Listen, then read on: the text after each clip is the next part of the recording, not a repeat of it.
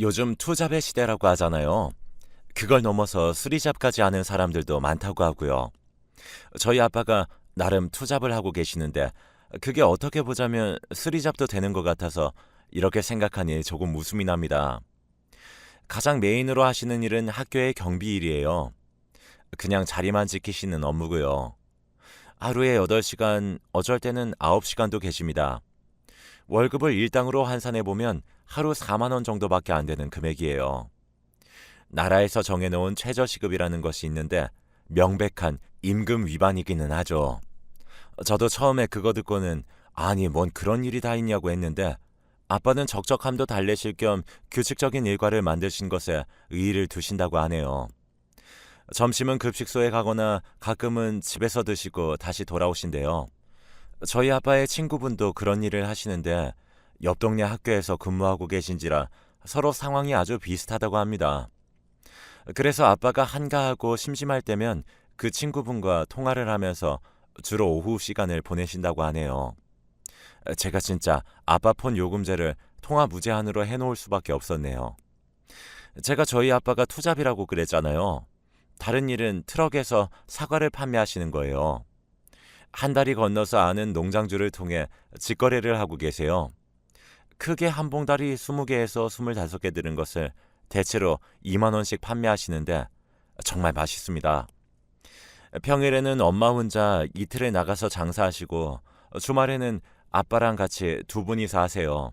트럭 세워놓는 그 길목을 지나면 크게 장터 열리는 곳이 있어서 주말마다 유동인구가 꽤 있는 편입니다. 오며 가며 사과 사주시는 분들이 있죠. 제가 얼마 전에 주말 껴서 친정집에 내려갔다가 장사하는 트럭 앞쪽으로 가봤어요. 마침 손님 한 분이 앞에 계시더군요. 어떤 아주머니 한 분이 사과를 구경하면서 박스 담긴 걸로 살까, 낱개로 담긴 소쿠리로 살까, 그걸 고민하고 계시는 중이었습니다. 소쿠리 2개를 고르셔서 아빠가 그걸 큰 봉지에다가 담아주셨죠. 저는 가까이 가지 않고 그냥 제 위치에서 그 모습을 보면서 미소 짓고 있는데 아빠가 손에서 봉지를 놓치시는 거예요. 금세 사과 5개 정도가 봉지에서 튀어나와 떨어져 바닥을 구르더군요. 제가 순간 깜짝 놀랐습니다. 그런데요, 그 아주머니께서 바로 손을 저으시면서 괜찮다는 제스처를 해보이시는 겁니다. 직접 사과를 얼른 주워다가 봉지에 다시 넣으면서 꾸벅 인사를 하고 자리를 뜨셨어요. 그 광경에 어찌나 고맙던지요. 저희 아빠가 다리를 좀 절어요. 다리를 절기도 하시니 순간적으로 봉지를 놓치셨던 거죠. 엄마가 대처하는 순발력이 빠른 것도 아니에요. 저희 엄마는 살짝 지체장애가 있습니다. 간단히 손님 응대하고 장사하는 것에는 아무런 문제가 없고요. 그런데 대화가 길어지거나 여러 가지 주제로 말을 해보면 금세 티가 납니다. 쉽게 정리해서 저희 부모님은 두 분 다 장애인이십니다. 자식은 저 하나뿐이라 외동딸이고요. 저 어렸을 때 저를 외할머니께서 거의 키워주셨어요. 저에게서 장애가 나타날까봐 항상 마음을 졸이셨다고 합니다. 외할머니께서는 아무래도 옛날 분이라 그런지 아들 낳는 걸 그렇게나 원하셨대요. 첫째 이모가 딸이었으니 둘째는 꼭 아들이길 바라셨다네요. 그런데 둘째인 저희 엄마를 낳으시고 나서는 자식을 더 안 가지셨습니다. 저희 엄마를 출산하시고 나서 몸이 약해지는 바람에 외할머니께서는 셋째를 몇 년 기다렸다가 가지실 생각을 원래는 하고 계셨대요. 그런데 그렇게 몸 관리를 하던 도중 둘째인 저희 엄마에게 장애가 있다는 걸 알게 되신 거예요. 그저 또래에 비해 배우는 게 늦다, 많은 부분에서 더디다 이렇게만 여겼는데 그게 장애였던 거죠. 자기 자식이 그러면 잘 모르나 봅니다. 현실 부정인 것인지 외할머니는 물론 외할아버지도 전혀 모르셨다가 동네 이웃분들이 좀 이상하다고 언지를 계속 주셔서 알게 되셨다네요. 저희 아빠는 다 커서 후천적으로 다리가 그렇게 되신 게 아니라 소아마비로 장애를 갖게 되셨어요. 엄마와는 반대로 아빠는 친가의 유일한 아들입니다. 위로 큰 고모, 작은 고모 두 분이 계세요. 양가 형편은 아주 비슷하고요. 못 사는 그 수준의 결이 엄청 똑같아요. 그래서 제가 자라는 동안 계속 하게 된 생각이 집안에 장애인이 있으면 온 가족이 케어해야 하고 자꾸 신경 쓰고 하느라 가세가 쉽사리 펼쳐지기 힘들다는 것이었어요. 그리고 그 장애인 당사자가 성공하기도 힘들기 때문에 돈은 더욱 안 모인다는 생각이었죠. 그런 장애인 집안에 두 장애인이 만나 태어난 결실인 저는 머릿속에 성공하고 싶다는 열망이 가득했답니다. 냉정하게 답이 공부밖에 없더라고요. 진짜 열심히 공부했고 스펙 쌓기에 매진했어요. 하지만 결혼은 한 번도 생각해 본 적이 없었습니다. 그것이야말로 불가능한 꼬리표를 다는 것이라고 믿었으니까요. 사람 쉽게 안 믿고 부드러움보단 모난 구석이 많았던 저에게도 절친한 친구가 있었습니다. 대학에서 동기로 만난 절친과 얼마나 잘 통했냐면 둘이 학교 근처에서 같이 자취하게 됐는데도 잘 살았어요. 둘 다 어디 가서 유들유들한 사람이라고 보여질 스타일은 아니었고요. 이를테면 불과 불의 조합인데 잘 통하더라고요. 졸업하고도 계속 연락을 이어갔던 인연이에요. 제가 이 친구를 따라 교회를 한번 나가게 됐습니다. 친구가 원래 교회 다니는 것은 같이 살면서 알고 있었어요. 그런데 저한테 같이 가자던지 강요는 일절 안 했었죠. 어쩌면 제가 종종 뱉었던 말 때문이었는지도 몰라요. 신은 없다고 그랬거든요. 제가 우리 엄마 아빠 두 분 다 그렇게 태어났고 그 덕분에 양쪽 집안 가족들 전부 없는 살림에 더 개고생해가면서 산 거 보면 신은 없는 게 분명하다고 한탄을 했었어요. 제가 성인이 되면서 좀 나아졌지만 학창 시절에는 성격이 개판이었기 때문에 나이가 들어도 비관적인 부분이 꽤 남더라고요. 저희 아빠가 사회생활하면서 가장 역할 비스무리하게 흉내라도 내게 된 것이 제가 고등학교 2학년 전후쯤이었을 겁니다. 사회 소외계층을 위한 일자리가 나오는 게 있는데 저희 아빠는 그것 조금마저도 잘 안 하셨거든요. 엄마는 집에만 계셨죠. 저는 그 가운데 지독한 사춘기를 알았습니다. 환경이 그래서인지 타고난 게 그랬는지 저는 성깔이 있는 편이었어요. 그런데다가 성공에 대한 욕망으로 학구열은 있으니까 짜증을 엄청 자주 내고 살았습니다. 구질구질하고 희망의 불씨 따위는 없는 집구석에 거의 5년 이상 매일같이 화를 내면서 지냈던 것 같아요. 그런 저의 생활에 진절머리가 났었기 때문에 신은 없다고 여기는 게 머리에 박혀 있었고요. 몇 년이라는 세월이 흐르니까 저도 누그러진 것인지 문득 그 친구를 따라서 교회를 한번 나가보게 되었어요. 청년부에는 예배를 따로 드리는데 규모도 크고 재미있다고 친구가 그랬습니다. 사실 저는 그 교회 근처에 순대국밥이 유명하다고 해서 그거 먹으려고 간 거였죠. 서울에서 손꼽히는 순댓국 맛집이었기에 궁금했거든요. 그런데 예배가 끝나니까 웬 모임이 있었어요. 한 조마다 적으면 5명, 많으면 8명 이상까지도 있는 모임 시간이 예배 후의 순서였던 겁니다. 저는 그 친구의 조에 어리둥절한 채로 같이 들어가 앉아 있었어요. 거기 조장이라는 남자가 자기도 조장 맡은 지 얼마 안 되어 뻘쭘한데 잘 부탁드린다면서 진행을 막 하더라고요. 별건 없었고 같이 간식 먹으면서 지난주 어떻게 살았는지 그런 얘기들을 나누는 모임이었습니다. 그것까지 마치고 친구랑 순댓국을 먹었는데 정말 맛있었어요. 그럼에도 다시 교회에 갈 생각은 없었건만 그날 밤에 조장한테서 메시지가 왔습니다. 잘 들어갔냐고 다음 주일에도 뵐 수 있으면 좋겠다는 내용이었죠. 저는 제 생활에 새로운 패턴이 고정되는 게 싫었고 종교에도 관심이 없었으므로 다시 갈 마음은 들지 않았어요. 다음 주 일요일에는 오전에 영화관이나 가고 하루를 여유롭게 지낼 계획이었죠. 그런데 제가 웬일로 그날 늦잠을 잤어요. 일어나니까 알람은 꺼져 있고 영화 시작 10분 전이었는데 영화관까지 가기에는 어림도 없었죠. 멍하게 있다가 대충 밥을 먹는데 친구한테서 연락이 오길래 딱히 할 것도 없어서 또 그 교회를 따라 나갔습니다. 예배 시간 들어가는데 인파 속에서 그 조장을 딱 마주쳤어요. 아까 없으시길래 오늘 안 올 줄 알았어요. 쾌활하게 저를 먼저 아는 척을 하더라고요. 전 어색해서 목례만 하고 자리를 피했었죠. 예배 마치고 튈까 싶었는데 모임 간식으로 치킨을 시켰다길래 그냥 또 참석해 봤습니다. 제가 2주 연속 얼굴을 비추니까 그제서야 다들 저에 대한 질문을 하더라고요. 무슨 얘기가 흘러가다가 제가 부모님 두 분 다 장애가 좀 있다고 그런 말을 하게 됐어요. 그런데 제가 겉으로는 티를 안 냈지만 많이 놀란 게 조장이 제 얘기를 듣고서는 아, 네, 그러시구나 이러고 마는 거예요. 너무 태연하게요. 저는 그때까지 살면서 부모님이 장애인이신 것에 대해서 힘들었겠다. 아, 어떻게 이런 류의 반응만 접해왔어요. 어쩌다가 선천적이냐, 후천적이냐 이런 질문도 한번 들어봤네요. 학교 다닐 땐 부모님이 장애인인 걸 알고서 착한 애들은 저를 동정했고 나쁜 애들은 저를 얕잡아봤죠. 모임이 파하고 다들 각자 흩어질 때 제가 조장한테 가서 슬쩍 부모님에게 이렇게 반응 없는 사람은 처음 봤다고 그랬어요. 부모님이 안 계실 수도 있고 평범할 수도 있고 외국인일 수도 있고 뭐 그런 거죠. 근데 조장이 엄청 시큰둥한 말투로 얘기하더라고요. 그러면서 웃는 표정은 되게 다정한 기운이 있었습니다. 생각해보니까 어차피 일요일마다 딱히 할 것도 없어서 계속 친구를 따라서 교회에 가게 됐어요. 그리고 저는 자꾸 조장한테 마음이 갔습니다.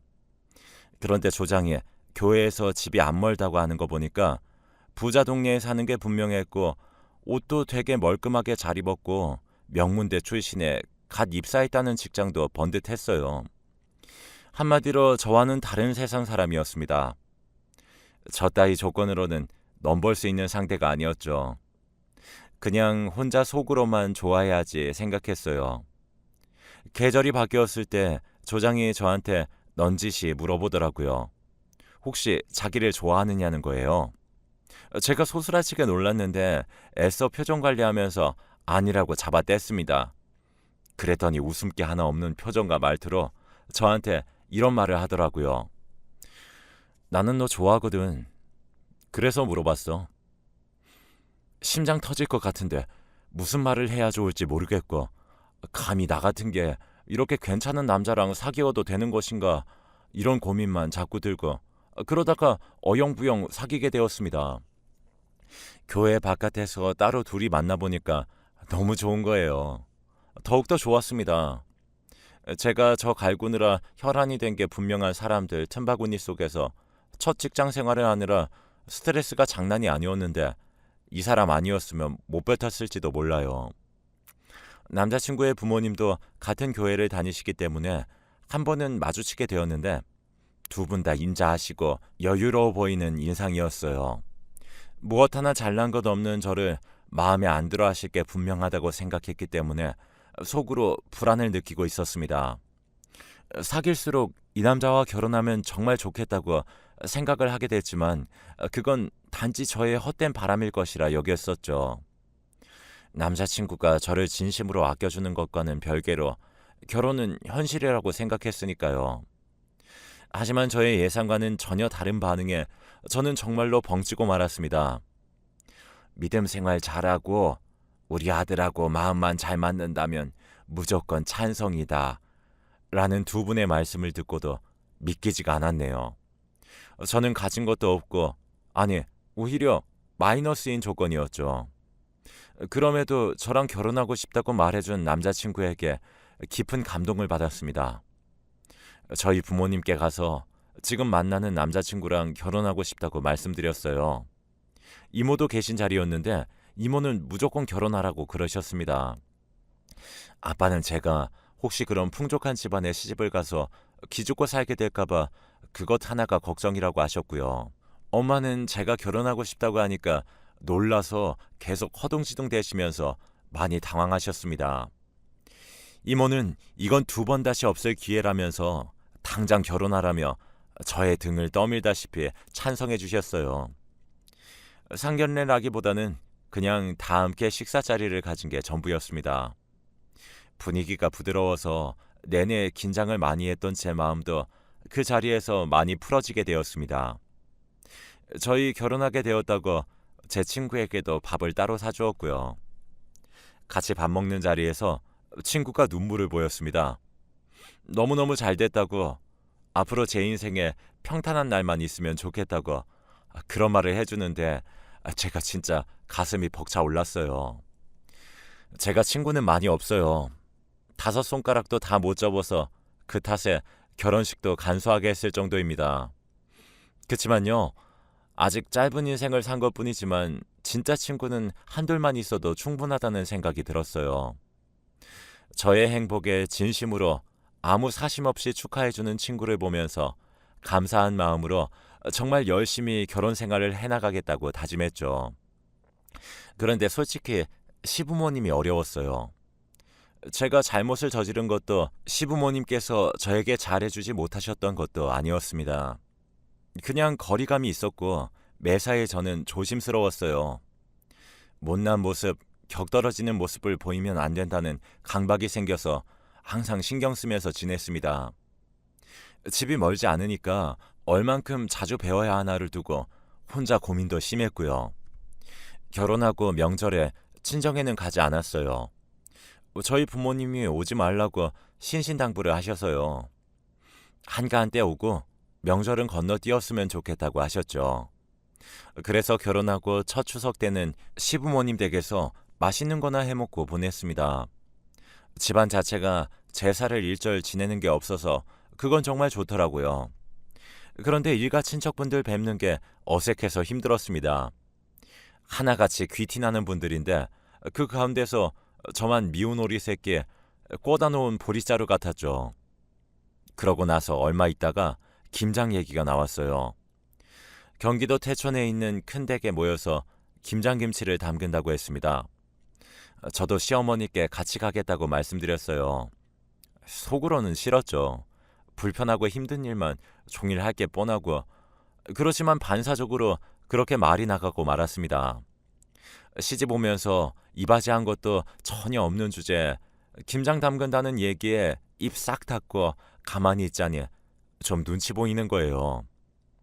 배추는 큰 댁에서 전날에 미리 절여놓는다니까 우리는 양념이나 바르고 수육이나 삶아 먹자는 예비 형님의 말씀에 그나마 좀 웃음을 지어 보일 수 있었습니다.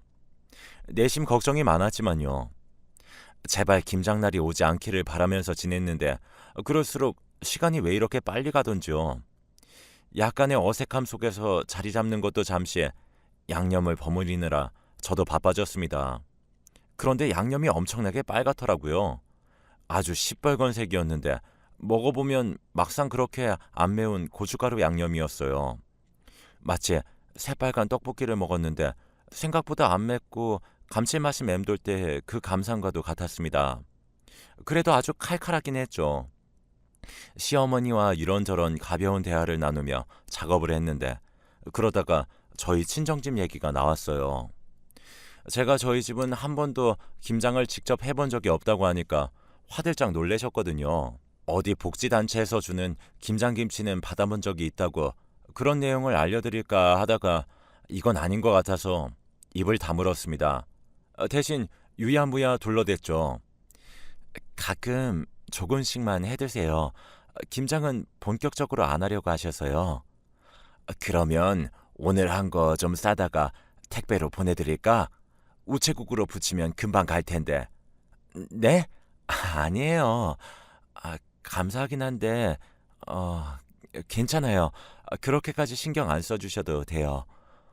그런데 시어머니께서는 자꾸만 저희 친정에다가 김치를 보내주려고 하시는 거예요. 그래서 제가 고민하다가 이건 솔직하게 말씀드려야 할 것 같아졌습니다. 사실은 김치를 잘 못 드세요. 엄마가 특히 매운 걸 거의 못 드시거든요.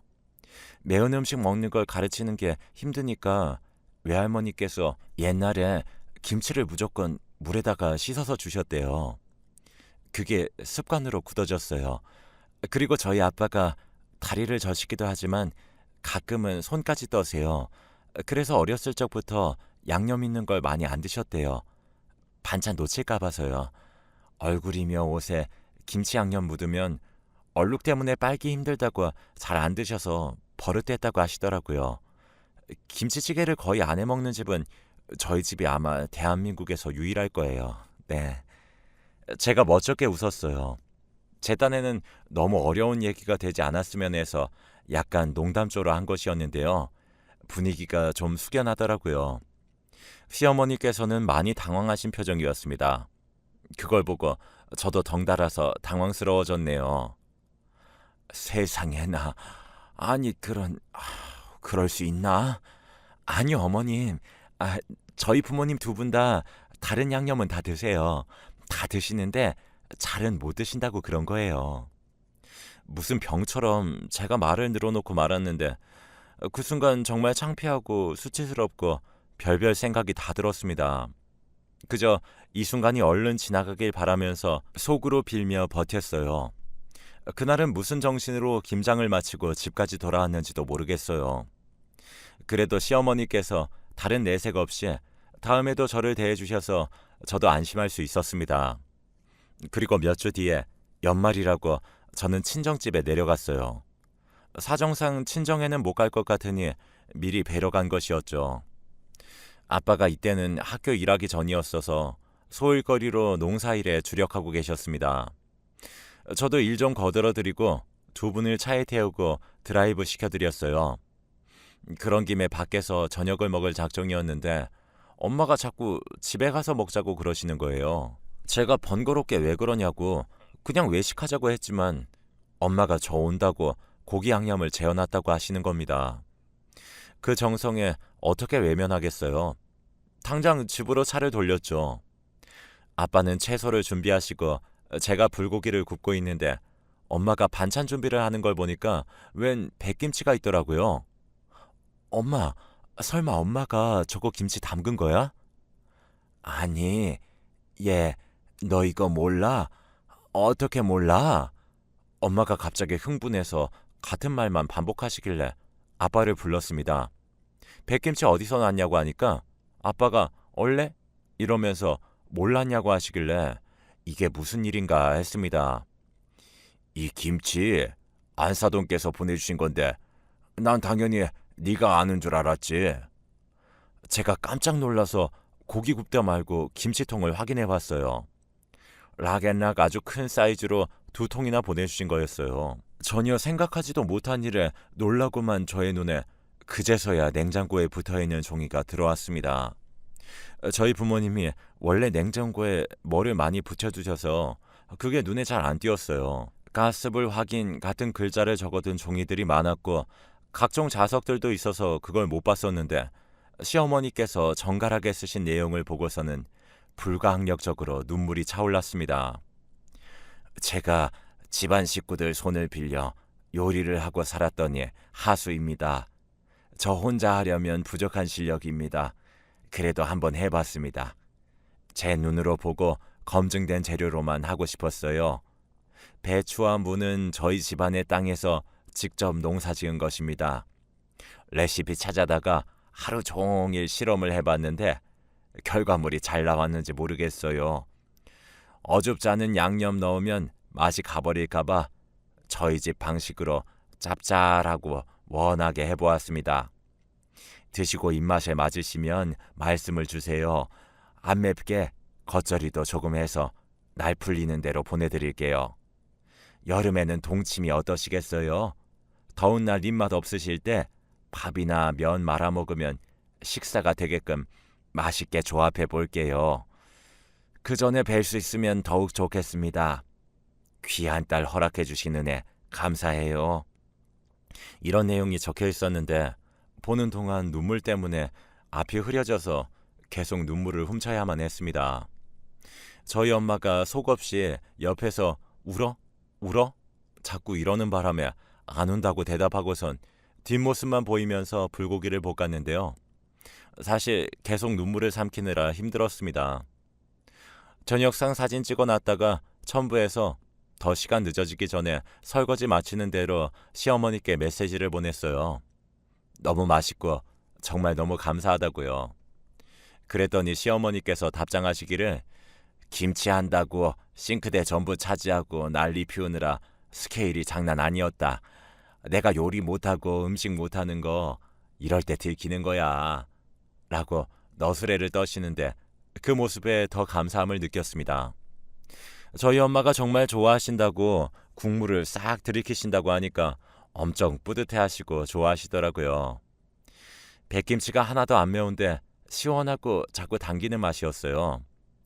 저희 김장김치도 그때 성공해서 맛이 끝내줬지만 시어머니께서 저희 친정 부모님을 위해 따로 수고해 주신 백김치의 맛은 못 따라간다고 생각합니다. 웃겼던 게 남편도 듣고 놀라서는 진짜? 우리 엄마가? 말도 안 돼! 이러더라고요. 그 겨울 어느 때보다도 따뜻한 연말 연시를 보냈고 저는 아이도 낳았습니다.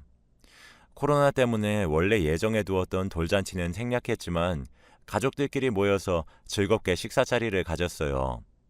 아이는 정말 건강합니다. 애 낳고 나서 혼자 집에 내려가 본 것은 이번이 처음이었어요. 아빠의 실수로 바닥에 떨어져 대굴대굴 굴러간 사과.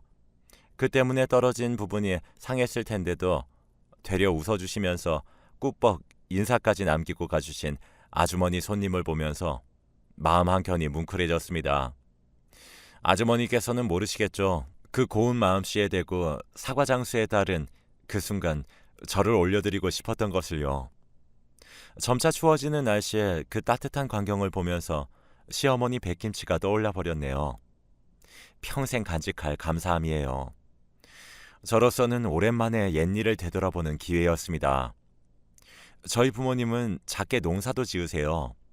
어디 파는 건 아니고 직접 드시고 나눠주시는 목적이에요. 이번에 보니까 고구마 캐놓은 거 호숙 잘 되었다고 시댁에 가져가라고 상자에 준비를 해놓으셨어요. 예쁜 모양만 골라놓으신 것에 살짝 웃음이 났습니다. 학교 경비에 사과 장사에 농사까지 저희 부모님 아주 바쁘게 지내고 계세요. 집에 가만히 있는 게 이제는 싫으시다네요. 너무 멋지신 것 같아요. 제가 이런 부모님을 두었기에 제 분에 넘치는 시댁을 만나는 축복을 받은 것이라고 과거의 저라면 상상할 수도 없었을 그런 생각을 해봅니다.